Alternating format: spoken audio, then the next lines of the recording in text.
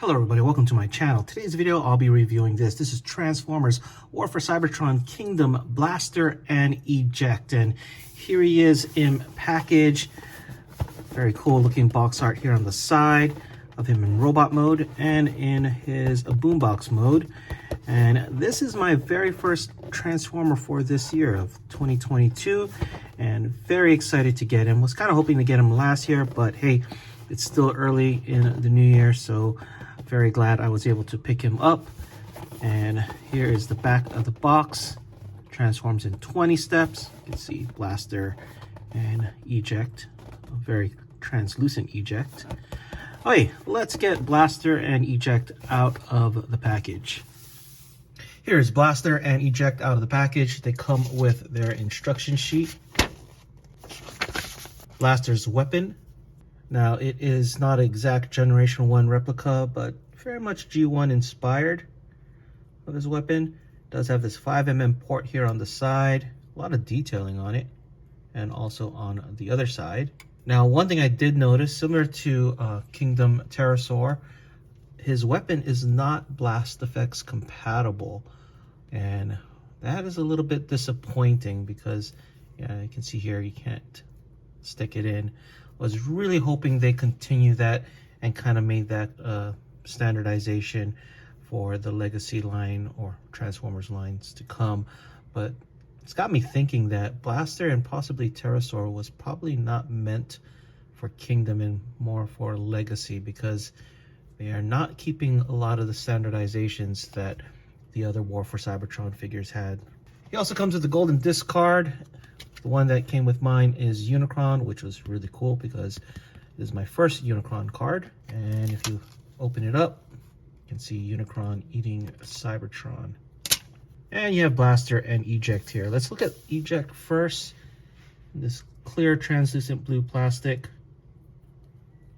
Not a lot of paint detail. I mean, the only paint detail here is on the chest for the most part. Here's the back. Would have been nice if there was some type of paint apps, maybe even on the back, to kind of give them that cassette feel like they did for the Netflix Soundwave tapes. Let's transform Eject real quickly here. Nice simple transformation.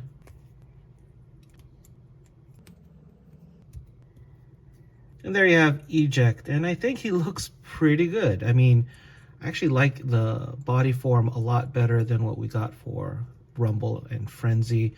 Speaking of Rumble and Frenzy, let's bring in one of their mold mates, and this one came with that 4-pack. Yeah, side by side, I think they did a better job with the design for Eject than the Rumble Frenzy mold here. To be honest, I hope they take another shot with this design, maybe with Studio Series. Okay, let's put Eject off to the side and take a closer look at Blaster. Very nice design. I really like this figure a lot. Head sculpt looks great. Very true to Generation 1 character. Overall, just the robot mode looks awesome. No complaints here. I mean, I guess it would have been nice if they could hide this part a little bit more, but that's a minor thing for me. Now in the back, he only has the hollowness here on the thighs, but I think I can fix that really easily with a 3D print. Now the hollowness here is not that big of a deal.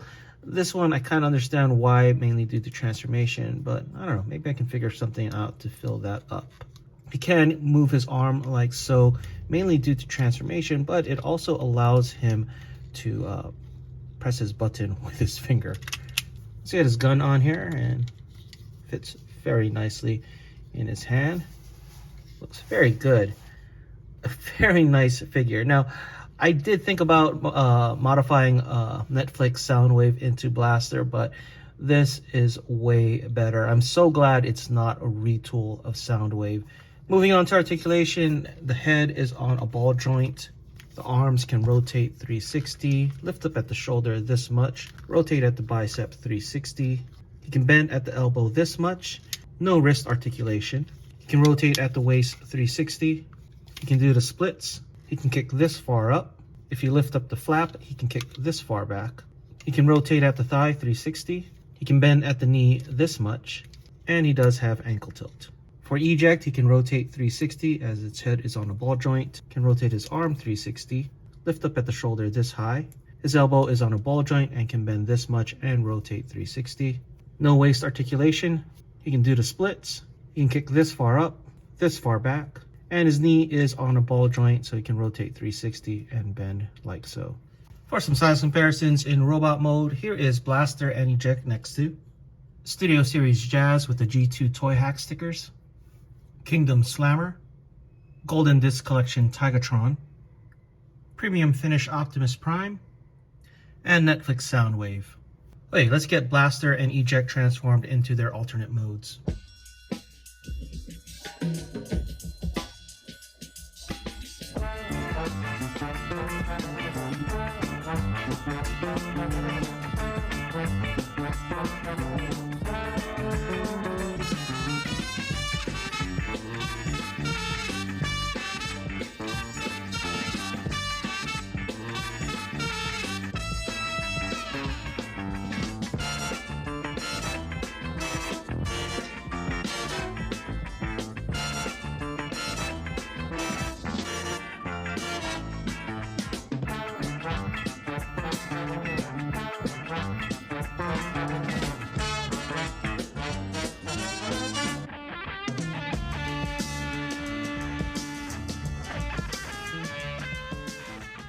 Here's Blaster and Eject in their alternate modes. Let's take a look at Eject here in his cassette mode. Now you see these little holes that kind of mimic the cassette holes. They're also 5mm ports, so you can plug in weapons and other accessories into them. I'm not really expecting too much because all it really needs to transform into is a little rectangle. And let's take a look at Blaster here. He looks really cool in his boombox mode. Very nicely done, especially from the front. Of course, on the back, you can see the little gaps and hollowness, similar to Soundwave, but I don't know. I'm okay with it, especially for the price point. I like the handle very much. Too bad it can't go all the way back like a traditional boombox, but that's okay. But mainly from the front, he really looks the part. I do like the fact that the speakers in robot mode actually flip over to show this part in his boombox mode. It would have been nice though if it was painted to match the gray to kind of blend in a bit more. Now you can push the button here to open the cassette door.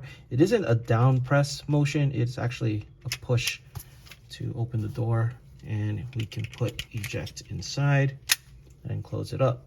You can also store his weapon on the back. If you look at his handle, there's a little slot there that goes into this notch, and you can just plug it in like so. It does have a lot of 5mm ports all over here. He also has this little peg here that I guess you could plug it this way if you wanted to, but this way makes the most sense. And for some size comparisons in their alternate mode, here is Blaster and Eject next to. Generation selects Galvatron, the Unicron Pack Edition, and Netflix Soundwave with Ravage and Laserbeak. Okay, let's get Blaster and Eject transformed back to the robot mode for my final thoughts. So my final thoughts on Kingdom Blaster and Eject. Overall, I'm very pleased with this set. If there was a negative, I would say Eject with its clear blue plastic, but other than that, the figure itself is great. I like it a lot better than the Frenzy Rumble mold that we got for the Soundwave's 2 cassettes. And really, the transformation is great, articulation, proportions. I guess in cassette mode, it could use a little bit more paint apps like Netflix Ravage, just to make him look more like a cassette. But other than that, like him a lot. Now with Blaster, very minimal negatives for me. Mainly has to do with the hollowness. He does have hollowness in his thighs, but it's in the back, so it's hard to be seen. Now he does have also the hollowness in his forearms, but it's kind of unavoidable due to the transformation. So kind of willing to let that slide a bit. But other than those 2 parts, I think Blaster is an awesome figure. The other negative though is probably has to do with where the line is going in the future. As I noticed with Pterosaur and again with Blaster, the blast effects are not compatible with these weapons. So kind of disappointed with that direction of the line. So kind of expecting that the legacy figures might be that way as well. Anyway, that is it for this video. Let me know what you guys think in the comments below, and thanks for watching. If you enjoyed this video, please give it a like and subscribe. Follow us on social media and check out our Discord. Links in the description below.